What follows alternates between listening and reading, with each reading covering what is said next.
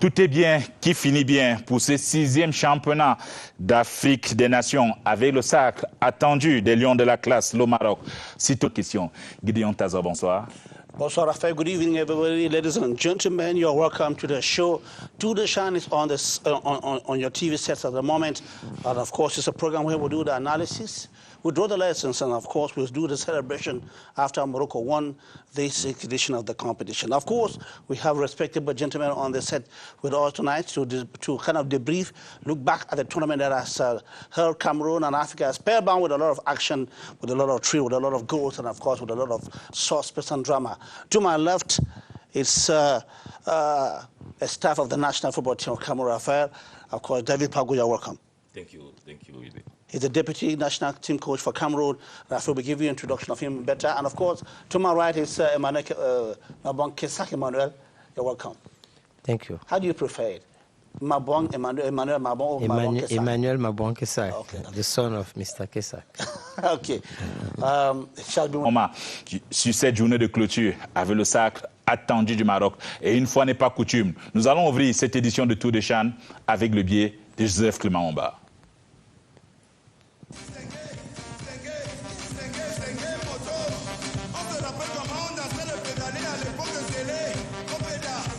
Coup de sifflet final pour la 6e édition du championnat d'Afrique des Nations de football, Chan Total Cameroun 2020.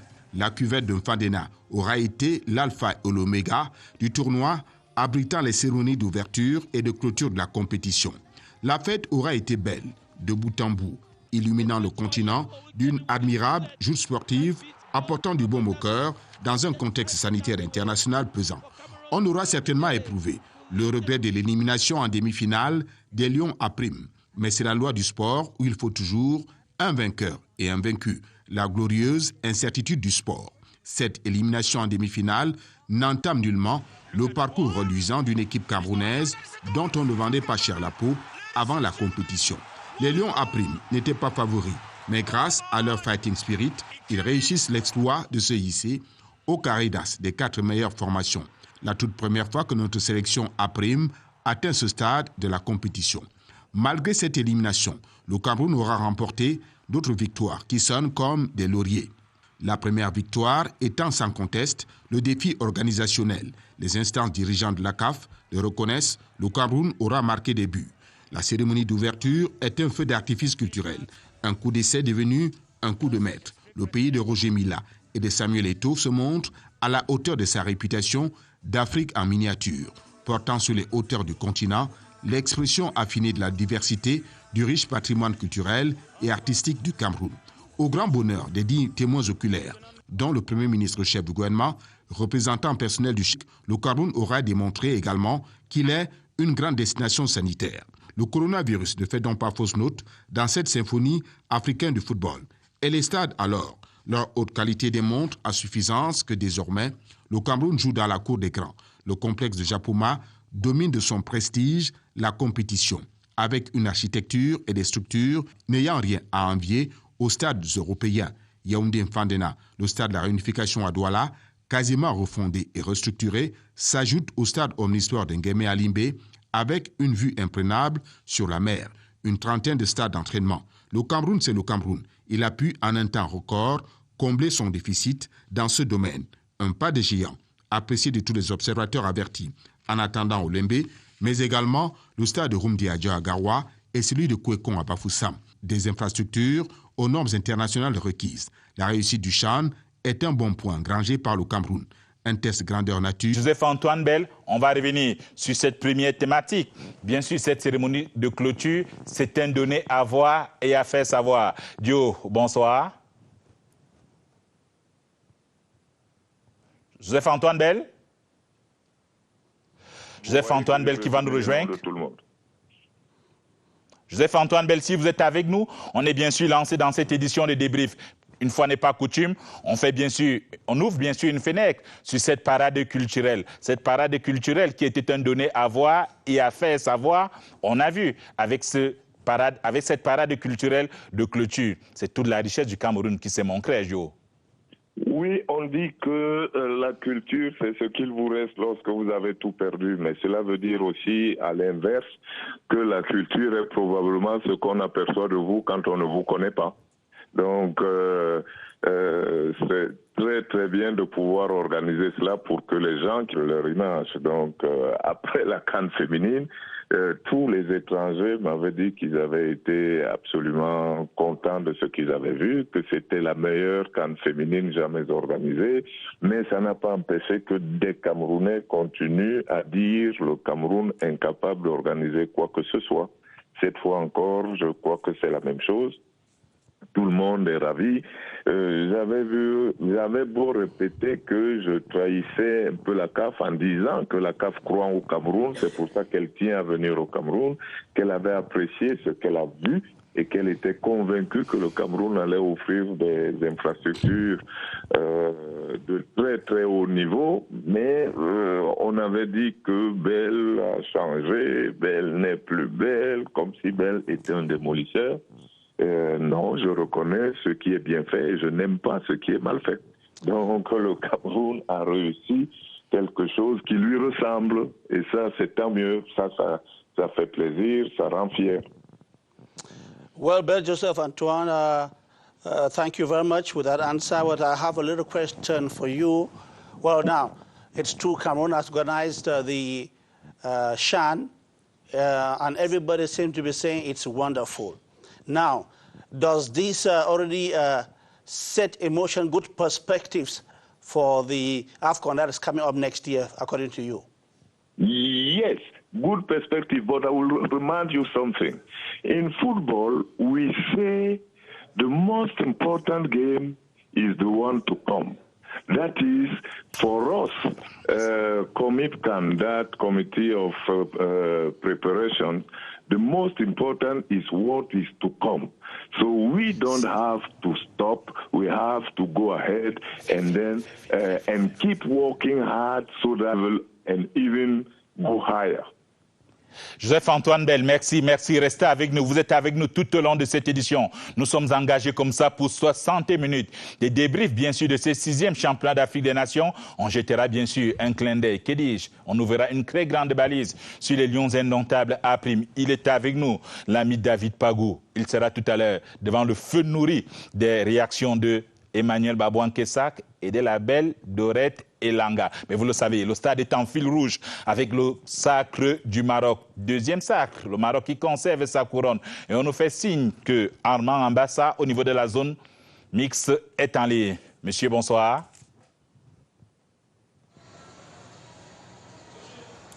Bonsoir Raphaël Nkwa, merci de nous retrouver ici au niveau de la zone mixte du stade Omnisport Amadou Ahidjo, où nous attendons la sortie des joueurs dans ce tunnel que vous pouvez donc voir derrière moi. C'est ici donc Marocains et Maliens sortiront pour gagner leur buste. Et nous sommes effectivement en attente de recueillir leurs sentiments après cette belle finale qui s'achève donc en faveur des Lions de l'Atlas qui s'imposent sur le score de 2 buts à 0. Et pourtant, ce sont les Maliens qui ont eu les meilleures occasions de but en début de rencontre.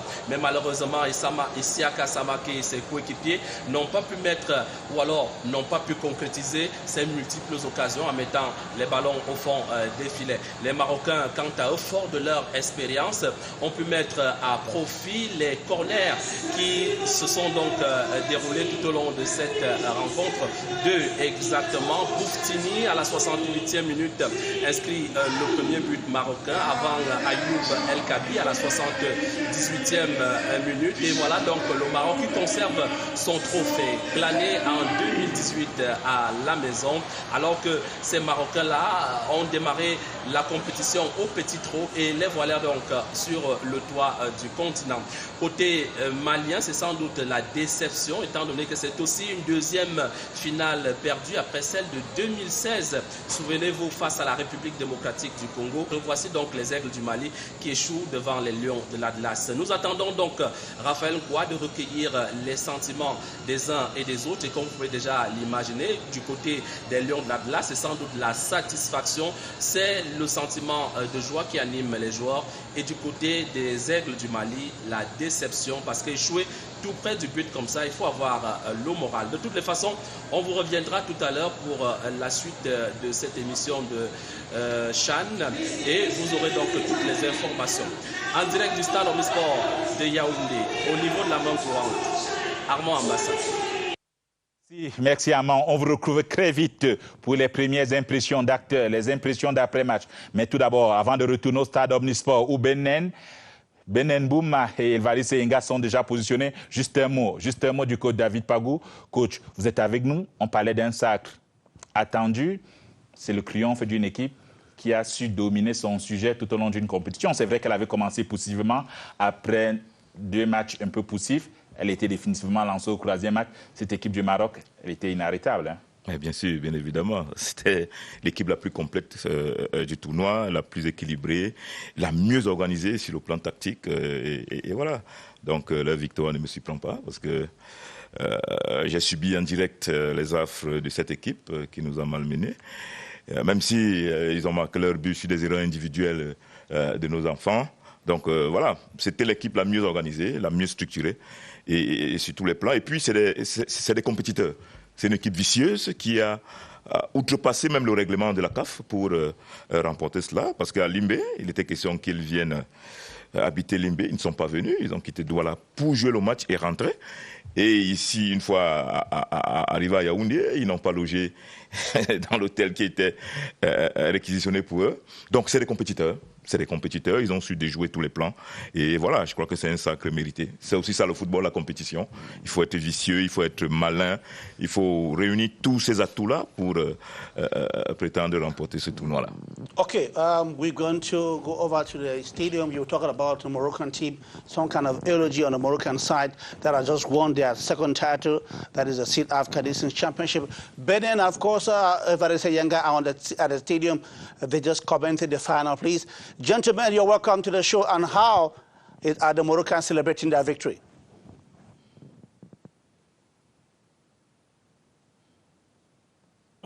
At the start of the game, Morocco took over control, but Mali regained control and they pressed the Moroccans so hard, and they were already getting very, very far. But then the game ended at the first half, and the second half, when they came in, the Malians lost it somewhere. The Moroccans took over like the Moroccans would, and they scored 2 goals in 10 minutes. That broke the Malian team completely. Then this red card by Issa Samake also broke the team down very, very strong. You also have to look at the contribution that the VAR, the video assistant referee, is bringing in. That too is an issue to look at, because Peter Waweru spent quite a while to be able to get a decision to give a red card to Issa Samake. That also broke the team. The Malians got a silver medal. They were beaten in 2016. And in 2020, they hoped that they were going to leave the trophy. But the Varis, it was quite unfortunate. Mali are the silver medalists, and the Moroccans, they have the trophy.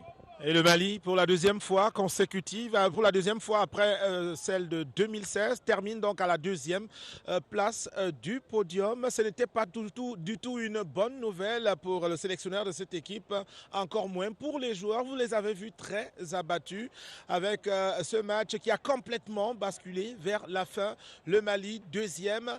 En tête, c'est le Maroc, champion, donc 2 fois consécutivement, qui conserve son titre.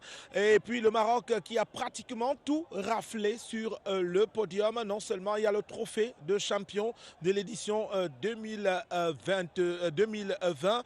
Le Maroc également a raflé des distinctions individuelles. C'est le meilleur buteur. Il est bien marocain, Soufiane Rahimi, avec 5 buts inscrits. Zaniti est revenu sur le podium également en tant que le meilleur joueur de cette compétition. 2 distinctions individuelles. Et ce n'est pas tout. Il y a le gardien de but de cette équipe des Lions de l'Atlas, Aprim Anas Zniti, lui également qui a décroché le titre de meilleur gardien de cette compétition. Ce sont donc les conclusions de cette 6e édition du Chan Total Cameroun 2020. Vous l'avez vu, une belle fête qui s'est achevée avec une forte implication des Camerounais. 2e assistante de cette finale. Atezambon, Karine, Alioum Sidi qui était 4e arbitre également. Et un autre, Noupoué, qui était parmi les arbitres du VAR. Au-delà de ça, il y a d'anciens lions indomptables qui sont intervenus. Samuel Etofis, vous l'avez vu ici. Patrick Mboma et Jacques Songo qui ont remis les distinctions individuelles pour venir tirer le rideau final de cette 10e édition du CHAN 2020. Le stade omnisport Amadou Ahidjo de Yaoundé, où nous vous renvoyons l'antenne. Benen Boumagana, Evariste Yenga et moi-même. Signing out. Merci à Evariste Yenga et Benen Bouma. Merci pour ce formidable travail durant 3 semaines du côté du stade Amadou Ahidjo et Evariste Yenga qui s'est révélé à lui-même. Dorette, on le disait, rideau sur cette 6e édition du championnat d'Afrique des Nations. Tous les chiffres donnent raison à cette équipe du Maroc, que ce soit sur le plan offensif, que ce soit sur le plan offensif ou défensif. Les Marocains conservent leur colonne. C'est assez logique. Mais Raphaël, on constate que cette équipe du Maroc a dominé cette compétition sur tous les plans. Ils ont su maîtriser la compétition. Le coach le disait tout à l'heure, pour aller au bout d'une compétition, ce n'est pas que le terrain. Oui, c'est le terrain, mais en dehors, il y a tous les aspects organisationnels, il y a tous les aspects structurels. La délégation marocaine, on les a vus, ils sont fermés, ils vivaient en autarcie. Et sur le terrain, qu'est-ce qu'on ne peut pas dire? Une équipe organisée, une défense à plat, un milieu de terrain avec deux milieux de demi-défensifs. Ils jouent en 4-2-3-1. Emmanuel qui sait très bien que j'apprécie ce fameux arbre de Noël. Ce petit système où ces 2 milieux de terrain qui coulissent et qui sont complémentaires. Et ils ont bien sûr ce soir gagné la bataille du milieu de terrain. Et même si ça s'est joué sur des détails, sur les coups de pied arrêtés, on le savait, ça allait être une bataille un beau match. On a vu un beau match, mais ils remportent et c'est mérité en fait. Emmanuel, when we look at the Moroccan team and their victory this afternoon, we begin to say that perhaps this is just a reflection of the good level of football that's back in the country. Could that be? C'est vrai que moi, je suis cette équipe du Maroc depuis un peu. Je connais bien le directeur technique en place là-bas qui était du côté du Havre. C'est depuis plus de 10 ans que le Maroc travaille. Il faut être pour les Camerounais qui sont les journaux au Maroc, que ce soit nos équipes des cadets, des juniors, les espoirs. On a fait des matchs contre eux. Il faut voir déjà la qualité d'infrastructure là-bas, la vision globale de la DTN là-bas, le travail qu'ils ont effectué. Moi, je ne suis pas surpris. Et je pense que le meilleur encore est à venir pour le Maroc parce qu'ils ont atteint une dimension. Le coach Pago relevait tout à l'heure. Quand vous êtes chez vous à la maison et vous jouez la Coupe d'Afrique, et vous mettez tout en œuvre pour gagner. Le Maroc, ils viennent de là-bas. Nous, par exemple, on a joué un match. On n'a pas d'avion. On rate l'avion pour aller jouer à Douala. On prend l'avion à 15h, alors qu'après le match immédiatement, il y a toutes ces petites choses-là qui font en sorte que, comme il disait tout à l'heure, la préparation du Maroc, quand vous les voyez, ils sont près dans le stade, mais beaucoup plus près à l'extérieur. Il faut voir le Maroc, c'est l'avion spécial qui les amène, la récupération des joueurs du Maroc. Il n'y a pas une équipe dans la compétition qui peut avoir les appareils qu'ils ont, les médecins, tout. Moi, j'ai fait un tour du côté du Maroc. Je savais que d'ici quelques années, le Maroc sera l'une des plus grandes nations du football africain. Pelé, on rejoindra tout à l'heure l'un des doyens, le doyen de la presse sportive du côté du Maroc, qui sera avec nous dans les prochaines minutes, c'est Moustapha Bagrit. Mais je voudrais d'abord me retourner vers le coach Pagou pour rester sur le plan technico-tactique. Elle parlait tout à l'heure de ce système, cher à Carlo Ancelotti, ce fameux arbre de Noël, avec 2 pointes basses, croix milieu haut et un point d'ancrage, un point de fixation.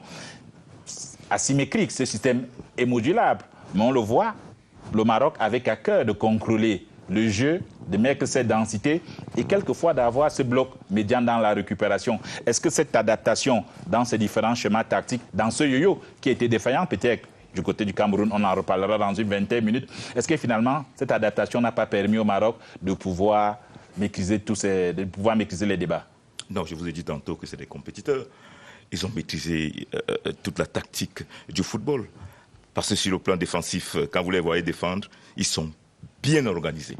Il y a 4 à la base, il y a un qui trotte au milieu de terrain, qui trotte devant la défense, qui aspire tous les ballons.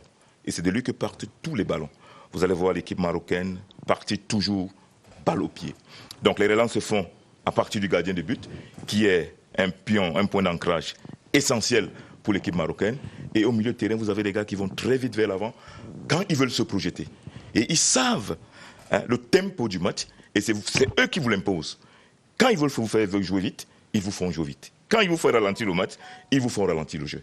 Donc, à partir de ce moment-là, quand vous avez des joueurs expérimentés comme ça, qui ont tout ce bagage-là, et puis, et je l'ai dit aussi, c'est des gars vicieux. Parce que pour jouer au foot, il faut connaître toute cette petite malice qui font que l'arbitre est toujours avec vous. L'arbitre est pour vous. Parce qu'une moindre faute, quand on vous effleure, ils agrandissent la faute pour que l'arbitre soit obligé de siffler. Donc tout cela, c'est réuni dans l'équipe du Maroc. Offensivement, ils sont prêts. Vous remarquez, après le deuxième match, ils ont filé 4 buts à l'Ouganda, ils ont filé 5 buts au Niger, ils ont pris la Zambie, ils ont filé, je crois, 4 buts, ils ont pris le Cameroun, ils ont filé 4 buts. Mais un démarrage poussif, hein? Oui, c'est comme ça. La mi-temps du 3e match pour voir ce Maroc définitivement lancé. Oui, c'est comme ça que les grandes équipes démarrent dans les compétitions, dans les championnats. C'est toujours comme ça. C'est un rouleau compresseur. Quand il démarre mollement. Et puis quand la mayonnaise prend vraiment, quand ils prennent l'ampleur de la compétition, ils ne s'arrêtent plus. Ils ne s'arrêtent plus. Donc ils sont capables de vous fatiguer durant les 45 premières minutes. Et nous, dans notre stratégie, on s'est dit que si on les contient pendant les 30 premières minutes, on pourrait leur damer le pion vers la fin du match. Mais qu'on se trompait lourdement. Donc voilà, c'est une équipe qui est complète, qui sait déjouer tous les pronostics et même tous vos plans. Donc ils ont la maturité, ils ont l'expérience, c'est des gars vicieux, c'est des gars malins. Bref, c'est des compétiteurs. Voilà le mot.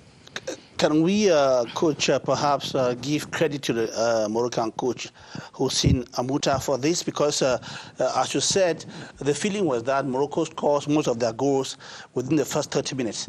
According to small analysis of technicians and a reporter in Bafoussam, we discovered that Morocco scored about 70% of their goals within the first 30 minutes. Yes. And of course, we thought so. But today, we saw a Moroccan side that go by half-time was 0-0, but then came back to score. So we were like deceiving ourselves. So can we give the credit to the coach? Yes.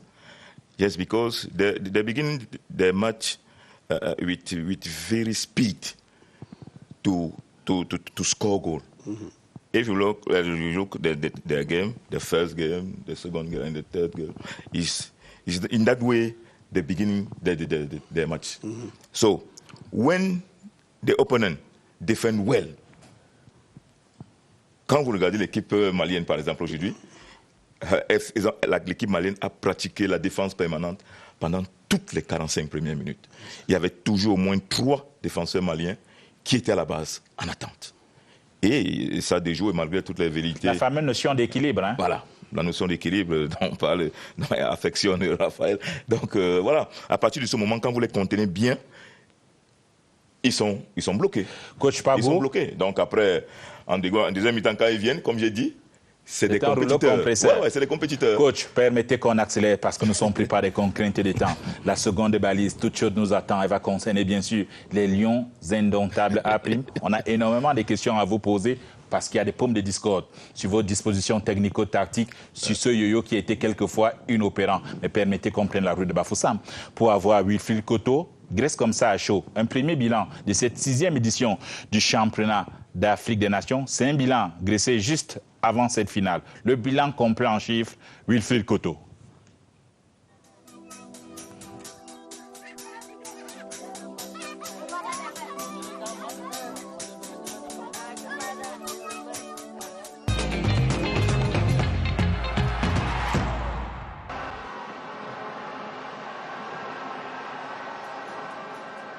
Le CHAN Total Cameroun 2020 a produit 60 buts. C'est mieux que Maroc 2018, 58 buts, Soudan 2011, 59 buts et Côte d'Ivoire 2009, 30 buts. Mais c'est en deçà de Rwanda 2016, 80 buts, l'édition record en buts, et Afrique du Sud 2014, 73 buts. Dans ces 60 buts, le Maroc se taille la part du lion, meilleure attaque avec 13 buts. La meilleure défense, le Mali, un but pris. Seul le Cameroun a trouvé le chemin du but malien dans ce CHAN. Une sélection n'a pas goûté aux délices du but dans cette compétition. La Namibie, 0 but marqué. Équipe la plus perméable, l'Ouganda, 11 buts dans la caisse. Ce CHAN a fonctionné comme un moteur diesel. La jauge but est montée au fil des journées. 9 buts à la première journée, 16 à la deuxième et le pic à la troisième journée. 21 buts, record de buts dans cette première phase. Le groupe C, 16 buts, c'est le groupe du Maroc. Cela explique ceci. En phase d'élimination directe, les quarts de finale ont produit plus de buts, 8. Sur les 60 buts marqués dans ce CHAN Total Cameroun 2020, 27 ont été marqués par 19 attaquants, 18 par 12 milieux de terrain, 14 par 12 défenseurs et un autogol marqué par un gardien de but, Lukwago de l'Ouganda. 30 buts marqués du pied droit.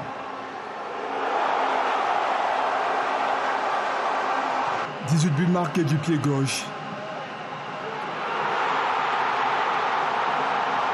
12 buts marqués de la tête. 17 buts marqués sur balle arrêtée, 5 sur pénalty. Record en la matière pour le Maroc. 3 pénaltys pour les Lions de l'Atlas, tous concrétisés.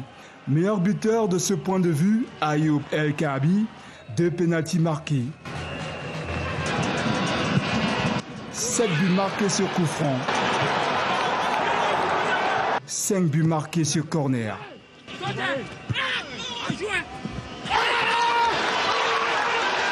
32 buts marqués en deuxième mi-temps et 28 en première mi-temps. Le but le plus rapide chrono, c'est le fait du Marocain Raimi. Un but marqué à la première minute face à la Zambie.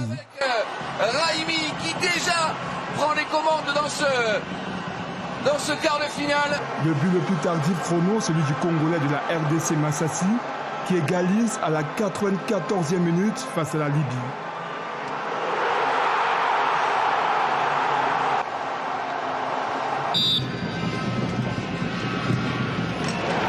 Le match le plus prolifique de ce CHAN, Maroc-Ouganda, 7 buts marqués. Un match qui a permis au Maroc d'établir le record de buts marqués par une sélection en un match. Le 13, Hamza El Moussaoui. Sur les 30 matchs de ce CHAN, 15 ont été remportés par l'équipe ayant ouvert la marque. 3 matchs gagnés par des équipes qui ont pris le premier but, le Maroc face à l'Ouganda, le Rwanda face au Togo et le Cameroun face à la RDC.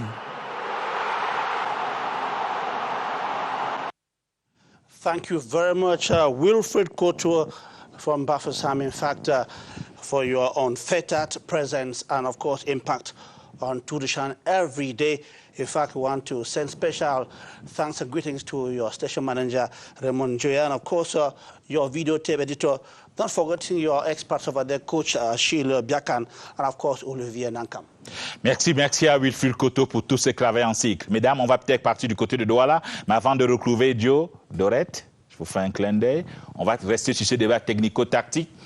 Il parlait de cette équipe du Maroc, cette disposition, cette adaptation dans les différents chemins. On parlait de la symétrie, un système parti en 4-2-3-1 qui sait se moduler en 4-4-2 avec une forte densité au milieu de terrain. La capacité des grandes équipes aujourd'hui, c'est de pouvoir moduler le système au fil des matchs. C'est s'adapter à l'adversaire, mettre une animation qui correspond au jeu. J'ai le ballon ou je n'ai pas le ballon. Le système qu'ils mettent en place au Maroc, le coach disait tout à l'heure qu'ils ont une pointe basse, mais une pointe basse, c'est une pointe complémentaire. Ils sont deux en fait, et le deuxième milieu de terrain, il se projette du côté où le ballon se joue.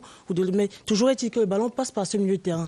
Derrière cette animation-là, c'est un déplacement collectif en fait. Si on attaque, le déplacement n'est pas le même que si on défend. Donc, ils ont très bien, mais je pense qu'ils ont travaillé. C'est une politique technique qui est mise en place. Je pense que cette équipe, ces enfants travaillent depuis un moment et c'est un suivi. de génération en génération. Et là, aujourd'hui, on les voit, mais ils explosent aujourd'hui, on les voit au grand jour. Mais je pense que c'est un système qui est travaillé dès les générations les plus jeunes. Enfin, moi, je voulais juste ajouter que c'est un travail, tout ce que le coach dit est vrai. C'est un travail de base. Un travail de base qui est pensé.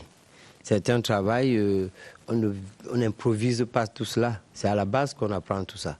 Et il faut savoir que le Maroc, en venant au Cameroun, ils sont venus pour gagner. Ils ne sont pas venus... Non, ils sont venus pour gagner et ils se sont donné les moyens, que ce soit technique, tactique et autres. Donc, le coach vient de nous expliquer exactement cette équipe du Maroc. Vous allez voir la prochaine Coupe d'Afrique U17, ça serait une autre génération qu'on va mettre en place. Et c'est de génération en génération. Tout ça ne tombe pas du ciel. Okay. Tout ça, c'est les gens on pense en football. On met une stratégie en place pour pouvoir jouer comme ça. On ne peut pas se lever et demander au Cameroun de jouer comme ça. Le coach est un adepte du football parce que je connais bien le coach, sa façon de jouer. Et je ne l'ai pas reconnu. Je n'ai pas reconnu le Cameroun, mais est-ce qu'il va inventer ça? Ça ne me tombe pas du ciel. C'est impossible. We got your point. Let's equally hear what Bell Joseph Antoine will have to say. Well, Bell, I hope you are still on the line. People are saying that one of the reasons for the success of Morocco in today's event, or this event that is concluded here in Yaoundé, is the fact that Morocco does what they call traceability of their players. For example, in this very team that played today, they have about 4 players who played in 2018. For example, we have Hadraf, who played in 2018. We have El Kabi, who played in 2018, the goalkeeper, and of course one other defender. So they have a team that has been playing together, so they have cohesion. So could that be one of the reasons for this strength that the Moroccan team has shown? Gideon, all you are talking about has a word or an expression, and that expression is just seriousness. Seriousness brings all this. If you are serious, you get people on the right position and they are doing their job. You cannot ask a 5th grade to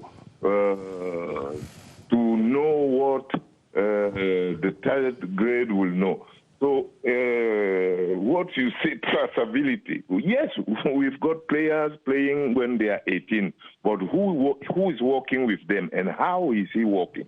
You don't work with players who are 13 like you work with those who are 18. So what do you never learn when you were 13? you won't know it when you are 18. And let me translate for those who don't understand what you and me are talking about. Donc, Raphaël, je viens de dire à Gideon qu'il faudrait qu'on comprenne une chose. Tout ce que nous disons là et que vous avez dit avant, c'est juste le sérieux, c'est l'harmonie, c'est la cohérence dans le travail. Si vous n'avez pas cela, eh bien, vous serez en train de demander à un enfant de 3e que vous avez jeté en terminale d'être aussi bon que les enfants de terminale. Il lui manquera quelque chose. En football, et tout à l'heure, le coach a dit beaucoup de choses, mais en réalité, il y a un mot que lui-même peut-être dont il ne mesure pas l'importance, c'est bagage. C'est bagage. Et donc, ne comparez pas l'équipe du Cameroun à celle du Maroc si leurs parcours ne sont pas comparables. Et à partir de là, les coachs, chaque coach peut venir avec des idées. Mais la première des idées qu'un coach doit avoir, c'est l'adaptation. Ouais. C'est-à-dire, de quels joueurs je dispose et avec ces joueurs, qu'est-ce que j'ai à faire, qu'est-ce que j'ai à travailler. Donc, coach, ne suivez pas trop les émissions de Raphaël Nkwa qui sont des émissions qu'il devrait aller faire à Marseille, à Lille et pas forcément à Douala ou à Yaoundé. Il parle de choses dont on ne comprend absolument rien ici. Donc, il faudrait savoir que l'arbre de Noël, l'arbre à Cam, l'arbre de ceci, la pointe basse et la pointe haute, vous ne pouvez pas inventer cela à des gens qui n'ont pas eu une certaine formation. Donc, je prends quelque chose que même ceux qui ne jouent pas au foot auront remarqué. lorsque notre équipe défend et qu'elle défend bien, mais qu'elle récupère le ballon et que dès la première passe à la récupération, elle l'a déjà reperdu, vous voulez mettre quoi en place? Vous appelez la pointe basse, la pointe haute, on joue haut, on joue bas, on fait quoi? Vous avez vu la différence aujourd'hui si le Mali a tenu aussi longtemps et n'a été battu que par 2 coups de pied arrêtés. C'est parce que, oui, le Mali avait le bagage qui lui permettait de jouer comme il a joué. Simplement, dans ce bagage, il lui a manqué de l'adresse devant. Et ensuite, à l'usure, il lui a manqué la lucidité derrière sur les 2 coups de pied arrêtés où ils ont cédé. Voilà. Joseph-Antoine Bell, restez avec nous, restez avec nous. Merci pour ce clin d'œil. On a également une mission pédagogique. On reviendra bien sûr sur cette considération technico-tactique. On va faire simple. Puisque nous parlons du succès de cette équipe du Maroc, on va donner la parole à un ancien. C'est peut-être le dernier des Mohicans de la presse sportive marocaine. Il est en direct avec nous. Il est à Casablanca. C'est Moustapha Bagrik, le doyen de la presse sportive marocaine, pendant 20 ans à la commission, bien sûr, des médias en ce qui concerne la Confédération africaine de football. Il nous offre son expertise de ce soir. Moustapha Bagrik, quels sont les ressorts de ce succès de cette jeunesse marocaine qui conserve son titre ce soir au Cameroun? Oui, bonsoir messieurs. Écoutez, heureux de partager avec vous mes sentiments envers cette équipe du Maroc qui nous a représentés au CHAN 2020, où ils ont fait vraiment du très bon travail.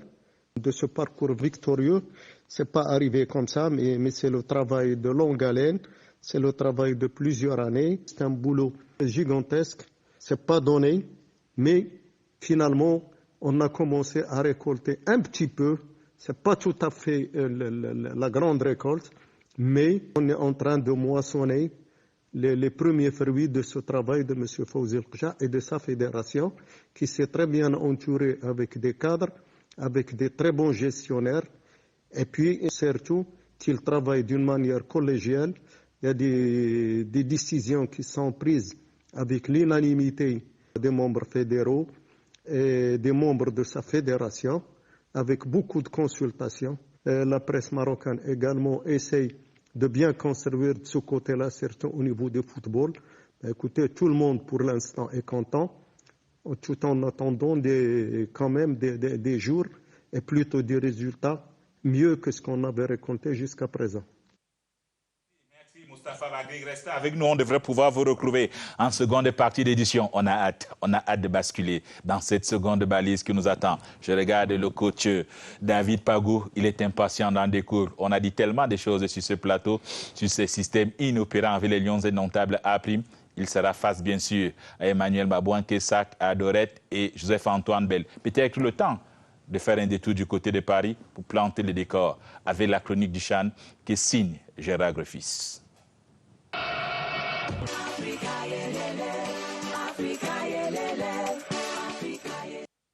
Terminer 3e ou 4e d'une compétition telle que le CHAN n'a pas une bien grande importance. Les joueurs des 2 équipes ressentent la même frustration, celle de n'avoir pas atteint la finale. Je crois même que la déception au moment du match de classement est plus forte chez les supporters que chez les joueurs. Eux qui voyaient leur équipe sur la marche du podium ne comprennent pas, pire, n'acceptent pas l'échec, surtout quand ils appartiennent au pays organisateur. Au passage, je voudrais dire que j'approuve les propos de Martin Tongo Mbile qui demandait que le public remercie les joueurs. Ils ont fait ce qu'ils ont pu et ils ne sont pas les responsables de ce qui est ressenti comme un échec. Ce sont des victimes d'une guerre picrocolline, référence à un roman de Rabelais dans lequel il est question d'un conflit entre des institutions, des individus aux péripéties souvent burlesques et dont le motif apparaît obscur, dérisoire, ridicule, en un mot, insignifiant. Comment peut-on imaginer une année complète sans football dans un pays de football? Il faut que chacun se regarde dans un miroir et se pose la question « Qu'ai-je donc fait ? Moi et les autres, nous sommes devenus fous. » L'effondrement du football camerounais Je ne parle pas de l'équipe nationale A, c'est mesuré ces dernières années dans les compétitions continentales réservées aux clubs. La dernière victoire d'un club camerounais en Ligue des Champions remonte à 40 ans, le Canon de Yaoundé en 1980. La dernière finale, celle de Coton Sport contre Al Ahly en 2008. La dernière victoire en Coupe des vainqueurs de coupe, l'Union de Douala en 1981. Depuis, plus rien, sinon 2 finales en Coupe de la CAF. Cette année, Bamenda a été sorti au premier tour de la Ligue des Champions. Coton Sport doit encore passer les barrages pour accéder à la phase de poule de la Coupe de la Confédération. Or, les compétitions interclubs sont les révélateurs de la hiérarchie continentale. Les clubs camerounais sont hors jeu. Or, ce que beaucoup n'ont pas compris, c'est que le CHAN est le championnat des championnats. Si vous avez une bonne assise nationale, alors vous pouvez prétendre au premier rôle en Afrique. Sinon, vous réaliserez peut-être un coup, mais qui sera sans lendemain. Le football se construit à la base. Si vous n'avez pas un plan clair pour détecter, nourrir, développer les talents du football de base, la sanction, ce sont presque toujours de mauvaises performances des équipes nationales. La CAN, c'est autre chose puisqu'elle repose en très grande part sur des joueurs n'évoluant pas en Afrique. Pas étonnant que le rêve de tous les joueurs que vous avez vus au Cameroun, ceux qui ont participé au CHAN comme ceux qui l'ont suivi du regard, ce soit de quitter l'Afrique. Pour certains via l'Afrique du Nord, plus proche de l'Europe, mais c'est un autre sujet. Un dernier mot pour féliciter les Guinéens. Le grand Afia a sombré, mais Oroya est toujours là. Il a même pris ces dernières années un élixir de jeunesse qui lui a redonné vie. Canon, Tonnerre, Union, c'est à vous que je m'adresse. A great commentary there that's written by Gerard Defrews and, of course, edited by Nang and Nama, of course. If there are 3 things I return from that commentary is that it's very surprising that in a country of football there's no football, and that the players are all but victims. Coach, do you agree with that statement that the players of the national or the Intermediate Alliance of Cameroon in this competition were just victims of a situation which they're not responsible? Oui, avant de répondre à votre question, je voudrais dire que j'adhère entièrement, mais alors complètement à l'éditorial de Gérard Dreyfus, parce que tout ce qu'il dit là est pertinent et vrai. C'est la vérité. Et pour vous répondre, ces enfants sont des victimes. Ils sont des victimes. Et je ne comprends pas l'acharnement qu'il y a contre eux. Ils sont demi-finalistes du CHAN. Le CHAN dernier, on était 40e. On est sorti au premier tour. Donc, à partir de ce moment, le CHAN qui suit, les objectifs sont fixés à partir du CHAN passé. Alors, on ne nous attendait pas là. On n'attendait pas ces enfants à ce niveau. Ils sont arrivés en demi-finale. Je crois qu'il faudrait les féliciter. Coach, do you think, Raphael, do you think Cameroon, as it is at the moment, after participating in 5 World Cups, winning as many as so many Nations Cup, should be participating in the competition just for the sake of? Because the way you are saying is that, well, they should even organize a dance, a party for the team because they participated and come out fourth. Don't you think that Cameroon at this moment should go in for the trophy and not for anything else? Non, vous savez, ça devait être le bonus. Ça devait être le bonus. Si vous avez bien suivi l'éditorial de Gérard Dreyfus, il est pertinent, il est profond. Il est profond. Que chaque Camerounais, chaque acteur du football s'accapare cette titulaire et qu'il analyse du fond de son cœur et qu'il tire les leçons et qu'il se demande qu'est-ce qu'on peut faire pour que les choses avancent. Parce que réellement, dans ce climat actuel de notre football, on ne peut pas demander plus à ses enfants. Donc, je ne suis pas en train de dire qu'on joue pour être 4e, on joue pour les faire valoir. Non, c'est pas ce que je suis en train de dire. La preuve, on a tout mis en œuvre pour passer le premier tour, pour passer le second tour et pour arriver en demi-finale. Mais malheureusement, vous savez... L'homme propose, Dieu dispose. Voilà. Et puis, à l'impossible, nul n'est tenu. Vous savez, le Maroc nous gagne par supériorité technique. En boxe, on appelle ça comme ça. Supériorité technique. Parce que à chaque fois que nous avons commis une erreur, ils l'ont corrigé net.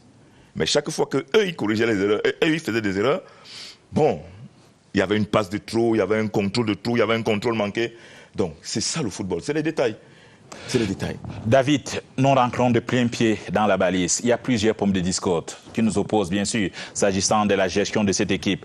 Dorette Elangela, Emmanuel Mabouan-Kessela, tout comme Joseph Antoine Bell, qui a partagé durant tous ces jours en partie votre raisonnement au-delà des considérations périphériques, au-delà de l'environnement oppressant. On s'est interrogé sur certains choix technico-tactiques. Et je voudrais d'abord donner la parole à Pelé. D'abord, ce turnover permanent qui était inopérant. On a vu manifestement, cette équipe se cherchait après près de 12 mois de stage. On a vu, dans certains matchs, décider de faire une récupération basse. Oh, que belle pardon de revenir sur ces expressions. On a vu une équipe décider de faire une récupération médiale et quelquefois décider d'aller haut et puis se désunir dans la récupération et sans manquer d'idées directrices fortes. Emmanuel Mabouan-Kessela, on avait tellement de choses qu'on ne partageait pas avec le staff technique ici des Lions Indomptables. Et ça tombait bien, David est là ce soir. Oui, j'avais le feedback de toutes vos émissions. Hein. Et Emmanuel? Donc, Pelé, on se connaît bien. Donc, on se connaît bien et puis je connais bien les méthodes du coach, que ce soit Ndoumbe Bosso comme... Allons-y sur les freins qui nous opposent. Moi, je vais tout droit au but sur cette question, sachant que le Cameroun... Ok, je donne mon avis. Mon avis est clair. Le Cameroun n'a pas un projet de jeu. Quand on gagne chez les U17 comme dernièrement... Non, je voudrais qu'on reste sur cette équipe. Oui. Mais j'arrive. Le Cameroun n'a pas un projet de jeu. C'est-à-dire que toute la direction technique nationale, il n'y a pas un projet de jeu. Chaque sélection, je parle sous le contrôle de M. Pagou, chaque sélection a son système de jeu, sa façon de jouer. Sauf, si je me trompe, depuis toujours, les cadets jouent comme ils jouent. Les juniors, les espoirs jouent, les A' jouent comme ça. Donc on ne doit pas être surpris. Maintenant, moi je pose la question au coach. Les 5 mois de stage qu'ils ont fait là-bas. On a parlé de 12 mois de stage. 12 mois de stage. Qu'est-ce qui s'est passé là-bas? Pourquoi? Moi, je ne suis pas là pour incliner les coachs. Je dis bien qu'on a un problème de qualité de joueur qui s'oppose. Un joueur qui ne peut pas amortir un ballon, qui ne peut pas réceptionner un ballon. C'est tout le football camerounais. Ce n'est pas seulement les A'. Il y a un problème de la qualité du joueur, de la formation du joueur. C'est vrai que tout ça, on va parler du manque de compétition, on va parler des grands clubs qui sont ensemble, mais le niveau technique du joueur au Cameroun a des problèmes. Ça fait 40 ans qu'on n'a pas gagné. Ça fait 40 ans plus de 20 ans qu'on a joué une finale de Coupe d'Afrique.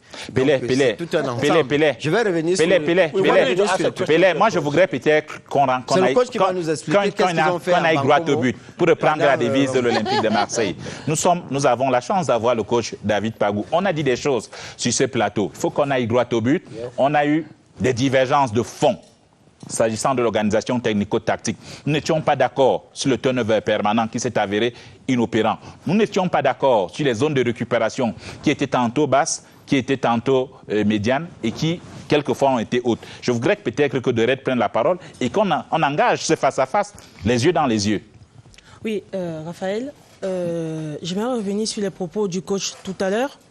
Je suis à moitié d'accord avec ce qu'il a dit, surtout concernant le fait qu'on tire sur les joueurs, qu'on tire sur les systèmes qui ont été mis en place, etc. On va les féliciter, ils sont arrivés, ils sont qualifiés brillamment pour les demi-finales. On était tous contents.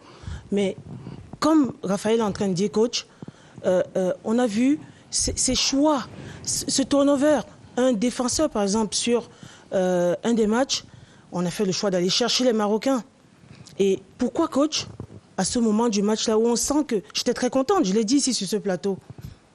Ça s'est très bien passé pendant 15 minutes. Je me suis dit, on va les accrocher les Marocains parce qu'on empêchait cette relance et du coup, ils sautaient la ligne du milieu de terrain. Après 15 minutes, on n'a rien vu passer. On n'arrivait pas à ressortir les ballons et on a laissé cette façon de jouer. Et du coup, on est parti à l'abordage et on a pris le bouillon, comme on dit dans le jargon.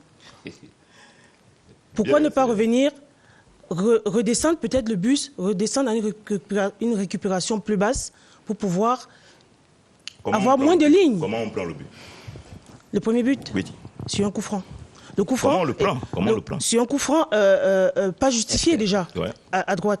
On voit déjà que notre latéral, il est, entre guillemets, à l'ouest. C'est-à-dire qu'il tourne le dos. Il récupère le ballon proprement, il n'y a pas faute.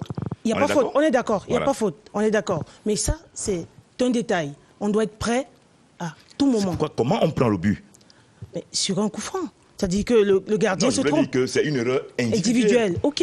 C'est une erreur individuelle. Je suis ça, d'accord. on ne prépare pas ça. Non, ça, on est d'accord là-dessus. On ne prépare pas ça. Moi, peut-être qu'à la suite de Doré, sur cette erreur individuelle, on a manqué quelquefois à dédoubler les postes. On l'a vu, ce flanc qui était totalement ouvert. On se posait des questions ici.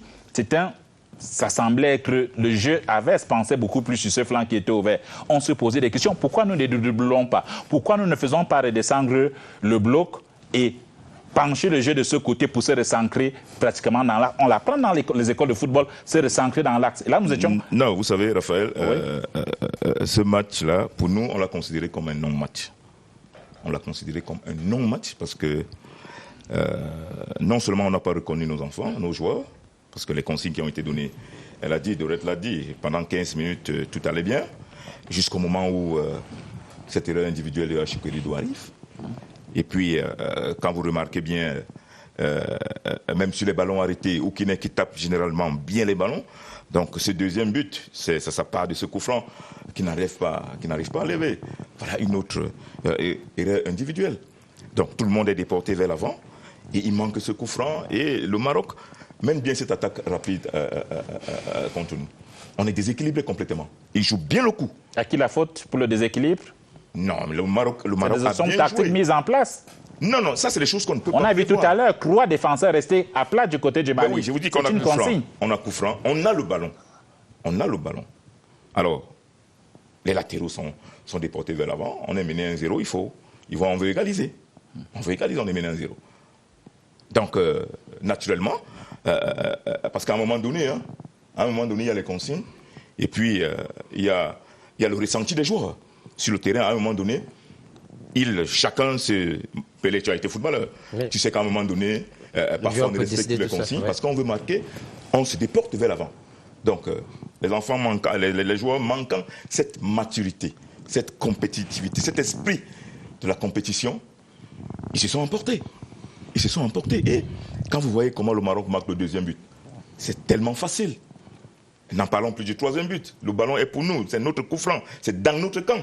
Coach, notre défenseur central fait la passe à l'adversaire. Il marque ce troisième but. C'est pour ça que j'ai dit pour nous, ça c'est un non-match. Coach, ok. On l'a considéré comme un non-match à oublier très vite. Coach, très bien. Voilà. Le Maroc, c'était un non-match, comme vous dites. Oui. Mais sur toute la compétition, on a vu un changement permanent du nombre des joueurs, de leur position. Je prends le cas de Manicré, le 7, qui a joué parfois milieu, derrière la défense. Vous connaissez Manicré? Je l'ai découvert sur cette compétition. Vous connaissez son équipe? Je l'ai découvert sur, vous l'avez vu en club? Je le découvre sur cette compétition. Je remarque simplement que c'est un joueur qui a une qualité technique. Peut-être que l'enjeu au Cameroun, c'était un peu compliqué pour lui. Et je pense que ce joueur a une marge de progression. Mais il a une qualité de percussion, mais une qualité technique de conservation de balle un peu en dessous, sur certains matchs. Donc du coup, ces changements-là, parfois il joue devant, parfois il joue au milieu. Ce qu'on reproche aujourd'hui, c'est ce changement permanent du nombre de joueurs. On n'a jamais eu d'équipe type. On n'a jamais réorganisé l'équipe. En prenant même le bouillon contre le Maroc, on ne réorganise pas l'équipe. C'est un match, on peut dire, un match référence dans le mauvais sens. Voilà. Il y avait pourtant 6 changements. 6 changements. Ouais. On n'a jamais eu d'équipe type. Le premier match, on s'est dit, mais pourquoi autant de changements? Sur le deuxième match... Vous voulez quoi? Vous dites qu'on n'a pas d'équipe type, vous dites qu'au dernier match, on n'a pas changé. Finalement, vous voulez quoi? On parle il faut une ossature. Très bien, on avait une défense qui fonctionnait très bien. Elle a été modifiée. Ouais. Alors, ça s'est joué, on a vu on va revenir sur le Maroc, mais sur le match de quart de finale... Vous savez. Assena, moi j'ai bien aimé, sur le côté, il prenait le couloir. Je suis un entraîneur. Moi aussi, coach. Moi, je suis sur le terrain, je suis un homme de terrain. D'accord? Oui. Vous pouvez préparer très bien votre match. Un coup du sort vous gâte la rencontre. Bien sûr, je suis d'accord. On est d'accord? Oui. Et Jojo a parlé d'adaptabilité. Alors, on a joué le premier, on a d'abord fait le pré-chan. Donc, pour dire à Mabouan que nous, le staff qui est arrivé, on n'a pas fait 12 mois de stage. Ouais, on a été mis en place. On a été mis en place le 25. Le coach faisait partie du staff aussi. Hein. Non, il était superviseur. Mais superviseur, ça fait partie de l'équipe. Non. Je suis superviseur, je regarde les joueurs, j'observe les entraînements et je rencontre Ali Rachid. Ça veut dire que je connais absolument. Oui, mais la décision de choisir les joueurs. Oui, je ne choisis pas, mais je sais ce qui se passe à l'intérieur. Je connais les joueurs. Nous avons travaillé ensemble. Je voudrais que tu retiennes que... Nous avons travaillé ensemble. Le staff actuel a supervisé... Je voudrais que tu retiennes que le staff qui est amené par le coach Tongo Mpile, que tu connais très bien, je veux simplement que tu ne doutes pas de ses qualités. Non, pas du tout. Voilà. Pas du tout. Non. On ne doute pas des qualités. On a été mis en place le 25 octobre. Exactement. Et on a pris service 2 semaines après. Okay. Donc, quand on compte bien, ça ne fait pas 3 mois. Okay, coach. Ça ne fait pas 3 mois. The coach was not there for you. On a fait le pré-chan. Disons, une minute. Parce que j'ai le feedback de tout ce que Mbepele rencontre. Okay, allez-y. Donc, you have just 2 minutes, please. Yes. Après le pré-chan, on nous a qualifiés de tous les noms d'oiseaux. Alors, le coach, de sa hauteur, moi j'ai vu le coach. Je le connais bien. Il n'a jamais été insulté comme ça de sa carrière. En 2 mois, il a essuyé. David? Non. David, tout coach est assujetti à des résultats, non? Les coachs sont assujettis à des résultats. Ça fait partie de la vie du football. Je sais. Ça, la preuve, Martin Tongumpile est un ami. Je sais. Mais les critiques, je sais. Elles sont, j'allais dire, consubstantielles. Je sais. Je veux simplement dire que... We have questions that fans je veux simplement dire que je ne comprends pas l'acharnement dans cet environnement. Une équipe qui n'a jamais atteint les demi-finales arrive en demi-finale, mais que les entraîneurs... J'ai pas envie de dire les entraîneurs de plateau. Les entraîneurs qui tirent à boulet rouge. Mais coach, on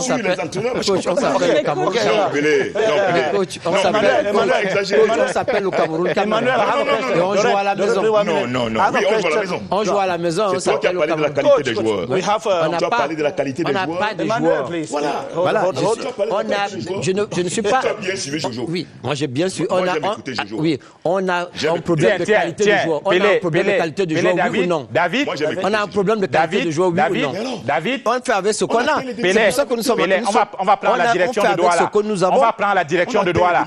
Où nous attend Joseph-Antoine Bell. On dit bien, c'est bien les demi-finales. Mais j'ai dit seulement qu'on a un problème de qualité de joueurs. Vrai ou faux? On a un Emmanuel, de formation de joueurs. Emmanuel, David, on vous revient. On va prendre la direction de Douala. On va donner la parole à Joseph-Antoine Bell. On avait prévu cette patate chaude, bien sûr, avec la pomme de discorde sur l'aspect technico-tactique. On a le coach adjoint qui est avec nous, David Pagou. Il y a des choses à dire. On a dit on ne va pas jeter le bébé avec le Dubin, mais sur un match, on aurait quand même pu surjouer. D'abord, je pense que nous avons ce soir beaucoup de problèmes parce que les gens sont des amis. Et du coup, on confond tout. Il faudrait que le coach sache que ceux qui sont en plateau ont été appelés pour critiquer, non pas simplement pour lui tresser des lauriers, et que si on est entraîneur, on est appelé à être critiqué et avec les excès du public. Quand on est joueur, on est certainement assujetti au même traitement, c'est-à-dire l'appréciation du public, et on considère que le public ne se trompe jamais. Parce que, évidemment, vous pouvez le voir, quand vous gagnez, on vous applaudit.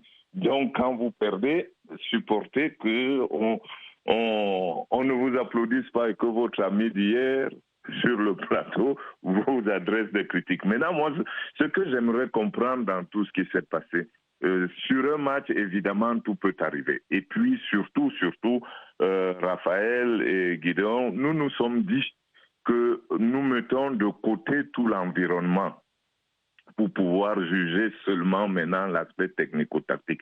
Mais avant de pouvoir le faire, je voudrais quand même que pour comprendre où nous en sommes, demandons-nous qu'est-ce qui s'est passé lors des championnats d'Afrique précédents. Lors des championnats d'Afrique précédents, nous n'avons pas obtenu de meilleurs résultats que cette fois. Ce qui veut dire que ce que tout le monde met en avant, l'absence de compétition de cette année, c'est pas que ce ne soit pas important, c'est la caricature de nos carences. Donc, la caricature de nos carences organisationnelles. Nos joueurs avaient déjà les mêmes défauts, et peut-être pire, lors des championnats précédents, sans qu'ils aient manqué de compétition pendant un an. Ça veut donc dire que nous sommes arrivés au bout du dessin laid et hideux de l'organisation du football camerounais. Voilà, ça c'est posé. Maintenant, la question que je pose au coach, lorsqu'il y avait des superviseurs, quel était leur rôle? Est-ce qu'on peut fonctionner comme ça vous me répondez avant que je ne rebondisse? Non, le rôle de superviseur, c'était de superviser les adversaires. Superviser les adversaires et apporter leur expertise au niveau. Mais voilà. Alors là, coach, si c'était ça, le rôle du groupe d'entraîneurs qu'on appelait les superviseurs, on s'est trompé dans les appellations. Si vous allez superviser des adversaires, vous êtes des scouts. Superviseur, dans l'encadrement, c'est superviseur de celui qui est en bas. Donc, c'est superviseur de l'équipe. Ça veut donc dire que vous vous occupez de votre équipe. Le scout va superviser les adversaires. Et c'est pas pareil. Superviser des adversaires, c'est pas être superviseur de l'équipe. Superviseur de l'équipe, c'est observer l'équipe, participer à la conception de l'entraînement et de savoir qu'est-ce qui nous manque, qu'est-ce qu'on doit travailler, et on supervise le travail de l'entraîneur en place pour l'aider lui. Mais superviser les matchs, ce sont des gens qui assistent l'entraîneur. Donc, si c'était ça, le rôle de Martin Tungu-Pile avant, Pelé aurait tort. Voilà. Mais si c'est comme je dis, Pelé a raison. Parce que le superviseur des adversaires, en réalité, ne voit jamais les matchs de son équipe parce que pendant que son équipe joue, lui, il regarde le prochain adversaire. Voilà. Okay, Ben, thank you very much. Let the coach answer some of the questions that we have from our televiewers here. Then we can come back to you. Well, the very first question the televiewers are asking you is, well, you had just 2 months to handle the team for the CHAN. And you guys accepted the challenge, which means that you knew what you could do. Yes. So the guys who were in camp, were they the best in the country? That's the first question. For us, it's the best because you are reached to the semi-final.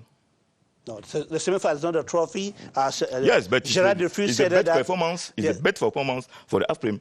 Okay, Gerard Defus said that the disappointment of not winning the trophy, it should be very heavy on Cameroon at the moment. Yes. Now, that's true. The second question, please. Yes. Now, this is a more practical question. I'm not a coach, but I want to say it. People think that when you play against Morocco, against, let's say, a team that can hold the ball, like even Burkina Faso. Yes. Cameroon knows very well that they cannot play collective football, knocking the ball around like they do. But then, but at the same time, you started doing the same thing, playing like the Moroccan team, and of course, not changing your strategy. So the people think that there was a problem of coaching somehow. What can you respond to that? That you must change the system because, you know, this guy plays with the ball, runs around with the ball. Yes. They are more technically good, but we are not very good. We skip the middle and then go forward so that we can struggle to see whether the ball can be the penalty area and we can get a goal. They say that Cameroon did not do like that. Therefore, it should be a problem of coaching. What can you respond to that? This is what the viewer saying, not me. Ça, c'est une question... est-ce que je dois dire compliqué à répondre? That's what we saw. Bon, vous savez, c'est un match de football. Losing the ball and things like that. Yes, c'est un match de football. On s'adapte, on vient pour imposer sa façon de jouer à l'adversaire. Mais quand on trouve la résistance, quand on trouve que l'adversaire est sur le plan technique, par exemple, sur le plan tactique, est plus fort que nous, on essaye de défendre, on essaye de contrer juste, et puis procéder par contre-attaque, par exemple. Coach, donc, si on a voulu essayer de jouer aussi également, parce qu'on a observé les matchs du Maroc, on a vu qu'il y avait beaucoup de failles aussi. Et voilà, on a essayé de vouloir les contrecarrer en passant par les failles que nous avions observées. David, Donc, il y a la patronne de cette antenne, Yokadia, qui est là, qui nous fait des gros yeux. C'est vrai, nous sommes dans ces derniers tours de CHAN. On va prendre encore quelques minutes pour pouvoir clôturer, parce qu'on a eu énormément de pommes de discorde avec le staff technique. Je voudrais peut-être passer la parole à Dorette. Vous avez dit tout à l'heure, on a voulu jouer. Avait-on les capacités de jouer? Est-ce que l'approche, la lecture d'avant-match a été mauvaise? On a voulu jouer, on est allé chercher très haut. Vous avez les résultats des coffres physiques de vos joueurs, vous savez, la capacité de vos joueurs à aller physiquement. Et je vous ai aussi dit que ce match était un non-match pour nous, parce que les buts que nous avions pris survenaient sur des erreurs individuelles. Et les erreurs individuelles, parfois... Ça change tout le scénario ça change tout le scénario du match. Dorette, l'approche de ce match, l'approche tactique, où on devrait aller chercher immédiatement. On est redescendu. Sur le match contre le Maroc? Sur le Maroc. Mais pourquoi on ne parle pas du match contre la RDC, qui a été un match qui était accompli? Coach, je voulais en venir à ce match-là, où les entraîneurs sont souvent critiqués quand ça ne fonctionne pas. Oui. Contre la RDC, ça a fonctionné. C'est le seul match où les stats parlent pour nous. La conservation de balles, le nombre de passes, le nombre de fautes même, où on était au-dessus. Donc, c'est un match, on n'a rien à dire puisqu'on est qualifié. Oui. Les autres matchs, quelle est l'animation? J'ai une question, coach. Quelle est l'animation qui a été mise derrière ce choix d'aller chercher les Marocains? Sachant qu'on était déjà un peu émoussé sur le match précédent contre la RDC. C'est un choix. C'est un choix. On a constaté qu'ils ressortaient les ballons proprement. Et c'est les défenseurs centraux qui faisaient les avant-dernières bonnes passes. Il fallait couper cela. Et pour couper cela, il fallait aller chercher loin.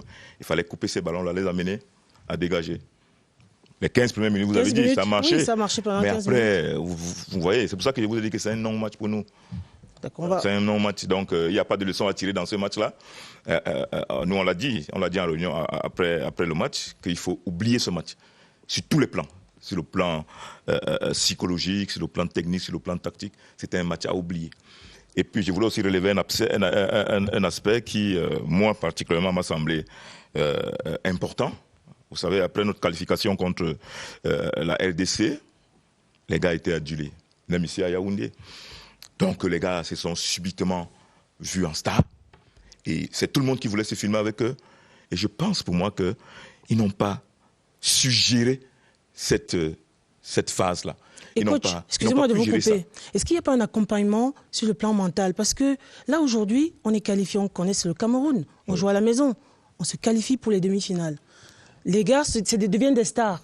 Excusez-moi, ils deviennent des stars. Et comment, quel est l'accompagnement que le staff technique fait pour essayer de contenir ces joueurs? Est-ce que vous leur avez dit, là, vous avez quelque chose à jouer? À jamais les premiers, on n'a pas. Que ce soit les féminines en 2016. Vous savez, on est allé plus loin. On est allé plus loin. Parce qu'on savait pertinemment que le chef de l'État attendait cela. Et on leur a dit que ça, c'est votre compétition. Vous irez au palais, vous allez saluer le premier sortif. Okay. On leur a dit, pour nous, c'était la plus grande motivation. Ça a eu l'effet inverse. Non, ça n'a pas eu l'effet inverse. Ce match était très compliqué. Vous ne pouvez pas comprendre. You answered a question that people wanted to hear, that probably could have been the fact that they gave money to the players. That made them to think that they were already, because it should have been this issue of patriotism, not really because of a prize. But I think you said it there yourself.